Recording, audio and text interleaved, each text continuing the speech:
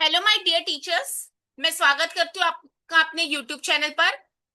हम आज कॉमर्स के कुछ क्वेश्चन सॉल्व करेंगे और आप अपनी बुक्स ले आइए साथ में जिसमें आप नोट्स बनाते हैं। ये प्रीवियस ईयर की क्वेश्चन पेपर्स का है, 24 के दिसंबर का ही क्वेश्चन है सारे। तो इनको थोड़ा सा डिस्कस कर लेते हैं।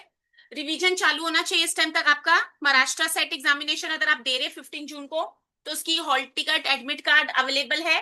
आप जाके वेबसाइट पर डाउनलोड कर सकते हैं। मेरी प्रीवियस वीडियो में जहां पर मैंने नोटिफिकेशन दी थी सेट एग्जामिनेशन की, उसके डिस्क्रिप्शन बॉक्स में मैंने आपके साथ अपना सेट एग्जामिनेशन वेबसाइट का लिंक भी शेयर किया हुआ है। ठीक है, तो चलते हैं क्वेश्चन नंबर 1 पर। ये कॉमर्स के पेपर के क्वेश्चन है और ये क्वेश्चन हमारे अभी रिसेंट अटेम्प्ट 2004 के एग्जाम से ही है। Arrange the following phases of international monetary system in chronological order. तो यहाँ पर इन्होंने क्या बताया, chronological order old to new. मैं आज आपको यूनिट्स के नाम नहीं बता रही हूँ, रिवीजन में ये सब पता होना चाहिए। सबसे जूने से सबसे नए पर आना है। तो gold bullion standard, gold species standard, floating exchange rate, gold exchange standard and Britain would system. ठीक है, अब यहां से हमें अगर कॉमन सेंस या कुछ अपनी ट्रिक लगानी है तो देख लेते ऑप्शंस को एक बार। ऑप्शन नंबर 1 2 3 4, या तो सी लास्ट में, या तो बी, या तो सी और ई। ठीक है, तो मैं सबसे पहले ऑप्शन नंबर 2 को एनालाइज कर लेती हूँ। गोल्ड वाला कभी भी लास्ट में नहीं आ सकता, तो इसको मैं एलिमिनेट कर देती हूँ, ऑप्शन नंबर 2। और ऑप्शन नंबर 4 को मैं देख लेती हूँ। इसमें ब्रिटेन वुड सिस्टम लास्ट में नहीं आएगा, तो लास्ट में आना चाहिए फ्लोटिंग एक्सचेंज रेट, क्योंकि वो सबसे रीसेंट वाला है ओल्ड टू न्यू में। तो यहाँ पर आपका करेक्ट आंसर बनता है ऑप्शन नंबर 1 या 3। ठीक है, अब 1 और 3 को भी मैं एनालाइज कर सकती हूँ। 1 और 3 ऑप्शन आप देखते हैं तो 1 में सबसे पहले ए दिया है गोल्ड बुलियन, और यहाँ पर थर्ड में सबसे पहले दिया गोल्ड स्पीड। अगर इन दोनों में आपको पता है तो आपका करेक्ट आंसर बन सकता है। तो हमारा करेक्ट आंसर यहाँ पर बनता है option number 3, BADEC। So B is gold specific standard, gold bullion standard. फिर हमारे पास D gold exchange rate, E है हमारे पास ब्रिटेन वुड सिस्टम, और सी हमारे पास है फ्लोटिंग एक्सचेंज। तो here the correct answer has to be option number 3। अब इनके बारे थोड़ा सा आप पढ़ सकते हैं कि फ्लोटिंग एक्सचेंज का मतलब क्या है, गोल्ड एक्सचेंज का क्या है, क्योंकि हर बार आपको यूनिट 1 से ये आंसर्स ऐसे टाइप्स के क्वेश्चंस पूछे जा रहे हैं। So here the correct answer is option number 3। Let's move on to the next question. जब भी रिवाइज करें घर पर, ensure that you keep a eye on the watch also, कितने देर में आप क्वेश्चन सॉल्व कर पा रहे हैं। Question number 2, arrange the following stages of investigation in proper sequence. अब यहाँ पर देखिए क्या पूछा है, स्टेजेस ऑफ इन्वेस्टिगेशन और सीक्वेंस में पूछे। सीक्वेंस मतलब ऑर्डर, कहीं पर नहीं लिखा इंक्रीजिंग डिक्रीजिंग। तो जब कहीं पर स्पेसिफाई नहीं होता है, पहले क्वेश्चन में अगर आप देखोगे तो आपको बोला था chronological old to new, chronological time based होता है। यहाँ पर प्रॉपर सीक्वेंस मतलब A to Z जाएंगे, 1 to 10 जाएंगे। ओके, तो सबसे पहले ऑप्शन रीड कर लेते हैं। A statement, plan work to be done in timing. B, obtain instructions from the client and prepare terms of reference. C, make necessary calculation to eliminate inconsistency, eliminate करना, remove. Collect necessary information and documents. E, formulate conclusions, analysis of findings. तो हमारे पास उन्होंने दी है ABCDE statements और हमको यहाँ पर sequence लगाना है। अब हम अपनी कॉमन सेंस लगाएंगे, but this time they have played with the options. All the options have E as the last statement. Okay, तो हमको पता है स्टेजेस में हमेशा फॉर्मुलेशन कंक्लूजन ही लास्ट में आएगा।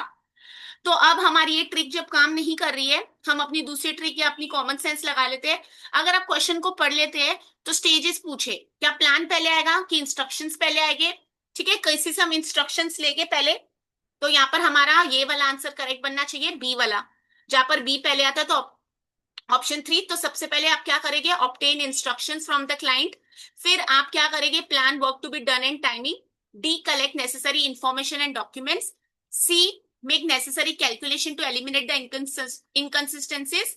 और फिर हमने देखा इसमें आना चाहिए ई वाला एंड बी। ओके, तो यहाँ पर करेक्ट आंसर आपका बनता है ऑप्शन नंबर 3। अब तक बुक नहीं लेके आई है तो वीडियो को पॉज कीजिए, सेशन को पॉज कीजिए और जाके बुक लेके आइए और तभी पढ़िए, नहीं तो भूल जाएंगे बाद में। क्वेश्चन नंबर 3 देख लेते हैं। Match the list 1 with list 2। Match the column है हमारे पास, और जब भी मैं हमेशा बोलती हूँ जब भी मैच द कॉलम कर रहे हैं, अगर एक करेक्ट आंसर हम ढूंढ पाते हैं तो कभी कभी हमारा आंसर बन जाता है। Let's see, list 1 will read it first. Joint occurrence of events. B, outcome of an experiment consisting of all the possible events. See, one of the events cannot be expected to occur in preference over the other, and the occurrence of one event implies that the other cannot occur. Okay? अब ये देखिए list to में उन्होंने collective exhaustive events, equally likely events, compound event, mutually exclusive events. अब इसमें से आपको किसी एक का भी मतलब पता है तो आपका आंसर बन सकता है, बट अगर हमें नहीं पता है तो थोड़ा इसके बारे में हम स्टडी कर लेते हैं. और याद रखिए तीर तुक्कों से क्वालिफाई हो सकते हैं, बट अगर आपने मेहनत अच्छी की है तो आपको आगे जाके रिजल्ट भी अच्छा ही मिलेगा. टीचिंग एक ऐसी कहानी है जहां पर आपको दूसरों को आगे जाके पढ़ाना है. तो अगर आप गूगल से भी फ्रीली अवेलेबल सोर्सेज या कहीं से भी आपको एआई से भी ढूंढना है तो देखिए आप करेक्ट आंसर ढूंढ सकते हैं. मैं आपको हमेशा बोलती हूँ पढ़ लीजिए की, तो एक बार पढ़ लेते हैं कि कंपाउंड इवेंट या इन सब का मतलब क्या होता है. तो मैं आपको समझा देती हूँ. सबसे पहले कंपाउंड इवेंट रहता है, a compound event occurs when two or more simple events happen together. Okay, for example, in tossing two coins, getting a head on the first and a tail on the second is a compound event because it combines two individual outcomes. ठीक है, तो इसका मतलब क्या होता है, अगर हम दो कॉइन्स को टॉस कर रहे हैं तो एक पर हेड आ सकता है और एक पर टेल आएगा. ठीक है, एक के अगर हम बोल रहे हैं एक के हेड पर फर्स्ट, हेड या फिर टेल ऑन द सेकंड, इनको कंपाउंड इवेंट क्यों बोलते हैं, क्योंकि इसमें दो इंडिविजुअल आउटकम्स है. तो यहाँ पर जॉइंट ऑकर्स का मतलब होता है compound event. I repeat, a compound event occurs when two और more simple events happen together. ठीक है, तो यहाँ पर हमेशा याद रखिए एग्जाम्पल के साथ पढ़िए. तो कंपाउंड इवेंट का मतलब जहां पर दो और मोर सिंपल इवेंट साथ में हो सकते हैं जॉइंटली. तो जॉइंट ऑकरेंस मतलब कंपाउंड इवेंट. अगर मैं सेकंड आपको कलेक्टिवली एग्जॉस्टिव इवेंट्स का मतलब बताऊं, तो जैसे हम लूडो का खेल रहे होते हैं या फिर हम स्नेक्स एंड लैडर्स खेलते हैं जिसमें भी डाइस यूज होता है, तो उसमें जब हम डाइस को प्ले करते हैं, ठीक है, वो सब कलेक्टिवली एग्जॉस्टिव है. क्योंकि वहां पर ऐसा नहीं है कि मुझे पता है कि 5 आने वाला है 6, तो 1 2 3 4 5 6 में कोई भी आ सकता है, तो उसको बोलते हैं collectively exhaustive because they include all the possible results. ऐसा नहीं होगा कि इस बार मैंने डाइस को रोल किया तो मुझे 5 नहीं आएगा. पॉसिबिलिटी 1 2 3 4 5 6 में से कोई भी आए. ओके, तो outcome of an experiment consist of all the possible events, उसको बोलते हैं कलेक्टिवली एग्जॉस्टिव इवेंट्स. फिर अगर मैं इक्वली लाइकली इवेंट्स का आपको मतलब समझाऊं, तो जब हम कॉइन को टॉस करते 50% हमें उम्मीद होती है कि हेड्स आएगा और 50% प्रोबेबिलिटी है कि टेल्स आएगा, मतलब 50-50 है, और वहां पर अगर कोई चीटिंग इन्वॉल्व नहीं है तो आपको पता है या तो हेड आएगा या तो tell.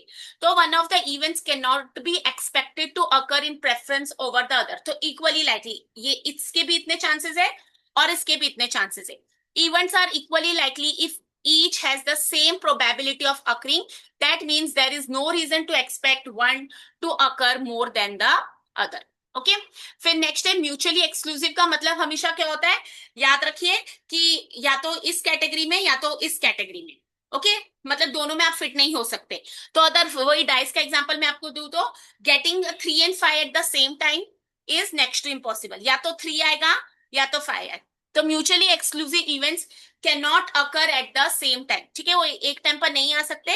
If one happens the other is ruled out. या तो एक आएगा. So the occurrence of one event implies that the other cannot occur. That is called as mutually exclusive.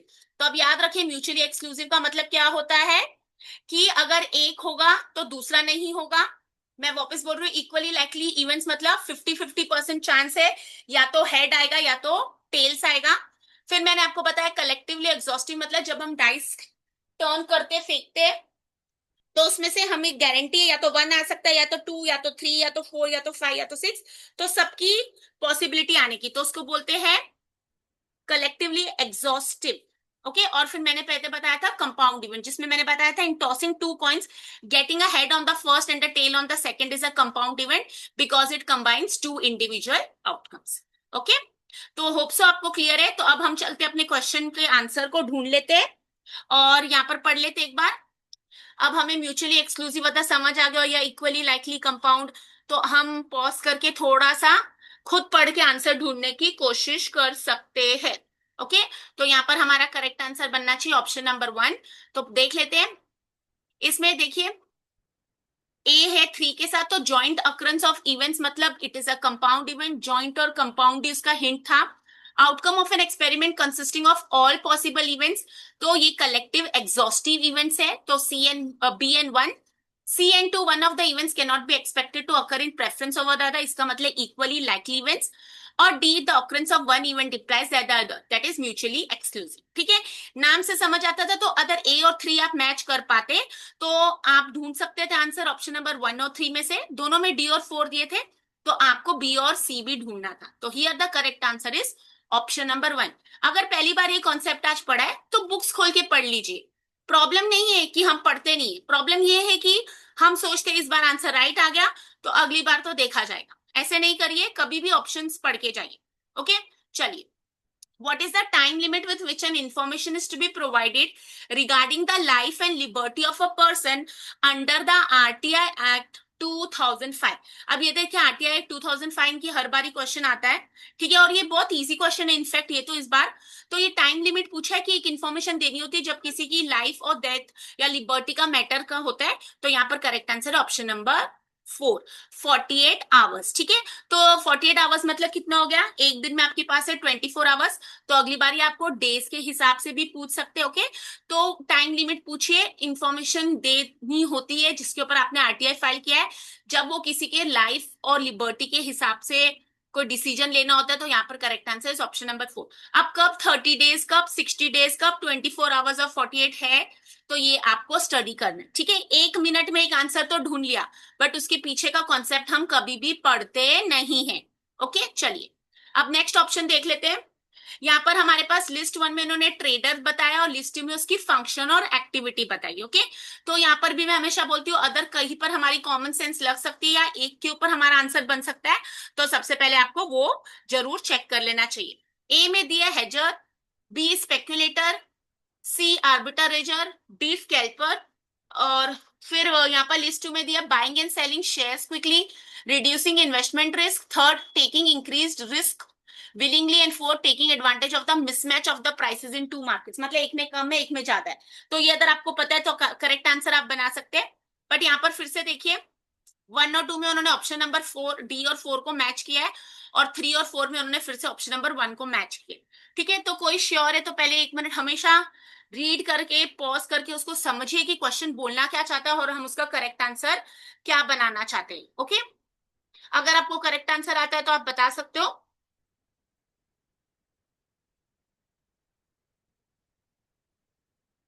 ठीक है, तो यहाँ पर ये देखिए, यहाँ पर ये इसका करेक्ट आंसर होना चाहिए। हेजर कौन होता है, ए और 2 मैच होता है, रिड्यूसिंग इन्वेस्टमेंट रिस्क। स्पेक्यूलेटर कौन होते हैं, बी एंड 3 जो रिस्क लेते, taking increased risk willingly. 4 C और 4 मैच होना चाहिए, taking advantage of the mismatch of the prices in two markets. ठीक है, और डी वाला होना चाहिए मैच 1 से, ये स्कैल्पर कौन होते हैं जो buying and selling shares quickly करते। Okay, so correct answer is this one. अगर आपको ए और 2 मैच पता था तो आप सेकंड और थर्ड में ढूंढ सकते थे आंसर, तो ऐसे कभी भी कोई भी आंसर आपके कंफर्म है तो वहां पर आंसर ढूंढ सकते। Okay, so here the correct. अब ये हेजर कौन होते हैं, स्पेक्यूलेटर कौन होता है, आर्बिट, ये आपको पता होना चाहिए, नहीं तो आपकी पढ़ाई अधूरी है। मैंने 1-2 प्रीवियस सेशंस में आपको एक्सप्लेन किया, अगर आप मेरी अब तक चैनल लिस्ट सब नहीं देखी है तो प्लीज देख लीजिए। नेक्स्ट क्वेश्चन पर चलते हैं। Question number 6, which environment shapes the attitudes of human beings though there may be great diversity in its impact. ठीक है, अब हमारी नेशन तो यूनिटी इन डाइवर्सिटी के लिए फेमस है, तो अगर मैं एक क्वेश्चन को रीड करती हूँ, कह रहे कौन सा एनवायरमेंट, अब ये बिजनेस एनवायरमेंट की बात करें डेफिनेटली, कौन सा एनवायरमेंट ऐसा है जहां पर एटीट्यूड्स ऑफ ह्यूमन बीइंग्स होते हैं और वो उनका डाइवर्सिटी। अब देखिए पॉलिटिकल इन्वायरमेंट, आपको पता है पॉलिटिकल इन्वायरमेंट में क्या आना चाहिए, हमारे पास एनालिसिस होता है, पेशले जिसको हम बोलते हैं, पी से पॉलिटिकल, ई से आपके पास आप बोल सकते हैं इकोनॉमिक इन्वायरमेंट या फिर इन्वायरमेंटल जिसको इकोलॉजिकल इन्वायरमेंट, नेचुरल इन्वायरमेंट बोलते हैं।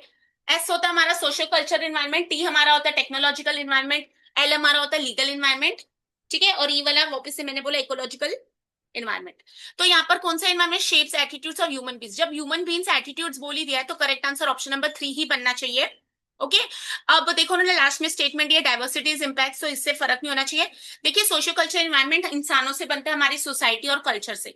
अब किसी के घर में अगर हमेशा रिश्वत लेने का कल्चर है तो आप भी वही सीखेंगे, और किसी के घर में हमेशा बताया गया है कि सच ही बोलना है तो आप सच ही बोलेंगे।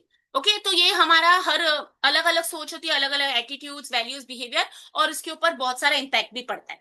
ओके, तो यहाँ पर करेक्ट आंसर हमारा ऑप्शन नंबर 3। अब सोशियो कल्चर एनवायरनमेंट में उसके कंपोनेंट्स कौन से, उसके एलिमेंट्स कौन से है, वो आपको पता होना चाहिए। इंटरनेशनल एनवायरनमेंट में क्या काउंट होता है, इकोनॉमिक एनवायरनमेंट में क्या होती है, क्या गवर्नमेंट की पॉलिसीज होती है कि आरबीआई होता है, वो आपको पता होना चाहिए। पॉलिटिकल एनवायरनमेंट लीगल एनवायरनमेंट से कैसे डिफरेंट है वो पता होना चाहिए, क्योंकि हर बार एनवायरनमेंट का है ना ऐसे ही क्वेश्चन आता है इंडायरेक्ट टाइप पर। और अगर आपको सोर्स पता है, मतलब कौन से ये एनवायरनमेंट का क्वेश्चन कैसे बनता है, तो आपका आंसर कभी गलत नहीं जाएगा। तो यहाँ पर करेक्ट आंसर है option number 3। Let's move on to the next question. Arrange the following anti dumping process in proper sequence. ठीक है, अब क्या है, ये एंटी डंपिंग उन्होंने पूछा है। एंटी डंपिंग अगर किसी को नहीं पता है तो सबसे पहले आपको एंटी डंपिंग का मतलब ढूंढ लेना चाहिए। आज मैं आपको रिवीजन करा रही हूँ, तो इसमें थोड़ा हम फटाफट पढ़ सकते हैं प्रोवाइडेड हमें कॉन्सेप्ट्स पता है। अब देखिए इन्होंने फॉलोइंग एंटी डंपिंग प्रोसेस बोला और सीक्वेंस बोला है, तो सीक्वेंस फिर से इंक्रीजिंग और डिक्रीजिंग नहीं लिखा है, तो हमेशा पता होना चाहिए पहले से लास्ट में जाते हैं। तो एक बार अगर आपको नहीं पता है तो सबसे पहले आपको एंटी डंपिंग का मतलब जान लेना चाहिए। अगर नोटबुक अच्छे से बनी हुई है, नोट्स अच्छे से बने हुए, तो आप जाके पीछे रेफर कर सकते हैं। ओके, तो नोट्स नहीं बने तो फिर आप तो ढूंढ ही नहीं पाएंगे। तो मैं थोड़ा सा आपको बता देती हूँ एंटी डंपिंग क्या होती है। एंटी डंपिंग एक टाइप ऑफ इंपोर्ट टैरिफ होता है जिसको इम्पोज किया जाता है गुड्स, जिसको हम बेचते हैं in the international markets at prices below their fair value. Okay, anti dumping duty is a type of import tariff which is imposed on goods that are sold in international markets at prices below their fair value। fair value मतलब normal value. ये practice को हम बोलते हैं dumping, और इसको अक्सर unfair competition बोला जाता है क्योंकि ये डोमेस्टिक प्रोड्यूसर्स पर बहुत ज्यादा प्रेशर डालती है और नेगेटिव इंपैक्ट डालती है। Duty is design to offset, ये ड्यूटी क्यों है, you want to offset the difference between the export price and the normal price, thus providing relief to the domestic industry. ठीक है, तो डंपिंग हो रही, गुड्स सस्ते में बेचे जा रहे हैं तो उसके ऊपर एंटी डंपिंग ड्यूटी लगाई जाती है। ठीक है, अब सपोज अगर आपको एग्जाम्पल जानना है तो अगर एक कंपनी दूसरी कंट्री से एक प्रोडक्ट को हमारी मार्केट में एकदम कम दाम में बेच रही है अपनी ओन कंट्री से, ठीक है, तो this is considered as dumping, तो सस्ते में बेचना। और एंटी डंपिंग ड्यूटी टैक्स क्या हो जाएगा, उसके ऊपर लगा दिया जाएगा इंपोर्टेड गुड्स को, ताकि वो प्राइस थोड़ा सा कॉम्पिटिटिव हो जाए, जिससे हमारे लोकल बिजनेसेस को प्रोटेक्ट हो जाए। ठीक है, तो ऐसा नहीं होना चाहिए कि हमारे बिजनेस को बहुत नुकसान हो रहा है। अगर आप रोज न्यूज पढ़ते हो या फिर आपको पता अवेयरनेस है तो आपको डंपिंग और एंटी डंपिंग का मतलब पता होगा। ठीक है, अब यहाँ पर हम देख लेते हैं सबसे पहले इनिशिएशन, फिर बी प्रिलिमिनरी स्क्रीनिंग, सी रिजेक्शन अंडर डे मिनिमिस। अब इसका मतलब क्या होता है कि जैसे बहुत कम ही है ना के बराबर, तो उसको एंटरटेन नहीं करेगा। अनसब्सटेंशिएटेड मतलब unsupported information, export country allowed to modify the practice and preliminary findings followed by the final finding and measures. तो अगर आपको एंटी डंपिंग नहीं पता था या फिर ये डे मिनिमस का इसमें स्पेस भी हो सकती है वर्ड में, ठीक है, तो आप इसको ढूंढ सकते हैं। रिजेक्शन अंडर, अभी कुछ कुछ कंप्लेंट्स होती है ना, जैसे चलो कोई बात नहीं, इसमें यहाँ पर मार्जिन बहुत ही कम है तो ज्यादा फर्क नहीं पड़ रहा है इसलिए वो इसको इग्नोर कर देते हैं, ऐसे इसका मतलब है। तो अब यहाँ पर इन्होंने सीक्वेंस में लगाने को बोला हमारे पास, तो एक बार स्टडी कर लेते ऑप्शंस। सब उन्होंने ए बी सी और 1 2 3 4 में सब में ई उन्होंने लास्ट में दिया है, मतलब ये ऑप्शन हमारा लास्ट में होना चाहिए। तो देखते हैं इन तीनों में से इनको एनालाइज कर लेते हैं। ए पहला हो सकता है या बी। देखिए प्रिलिमिनरी स्क्रीनिंग ही हमेशा पहले होनी चाहिए, तो ऑप्शन नंबर बन सकता है 1 या 3। अब 1 और 3 को अच्छे से एनालाइज कर लेते हैं। ऑप्शन नंबर 1 बनना चाहिए करेक्ट आंसर, तो लेट्स रीड। सबसे पहले प्रिलिमिनरी स्क्रीनिंग होगी, फिर प्रिलिमिनरी स्क्रीनिंग हो गई, उसके बाद rejection under de minimis, unsubstantiated information, फिर उसके बाद है इनिशिएट, फिर है उसके बाद option number statement number D exporting country allowed to modify practice, and last में preliminary findings followed by final finding and measures. ये अदर कॉन्सेप्ट नहीं पढ़ा है तो अभी भी समझ नहीं आएगा, इसलिए मैं हमेशा बोलती हूँ एमसीक्यूज के लिए कॉन्सेप्ट क्लैरिटी बहुत जरूरी है। So this question was about anti dumping process, you have to arrange it in the sequence starting from the first step to the last. So here the correct answer is option number 1। Let's move on to the next question.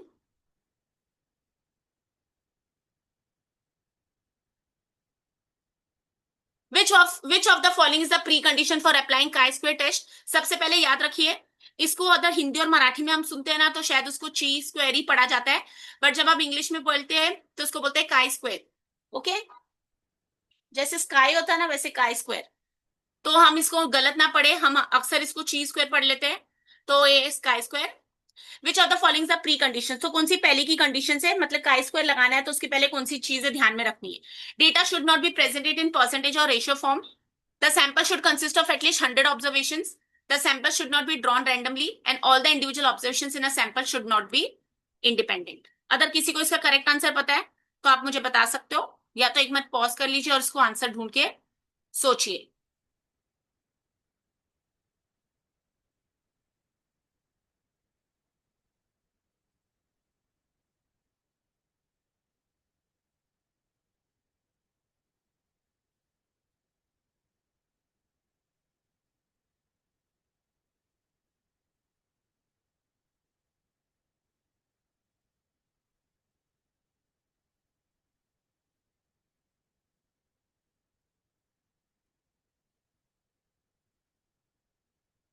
तो यहाँ पर विच of the following is the pre condition?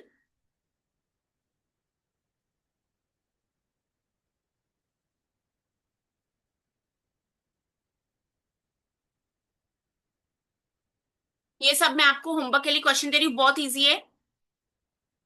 मैं आपको एक बार explain कर देती हूँ pre conditions क्या होती है।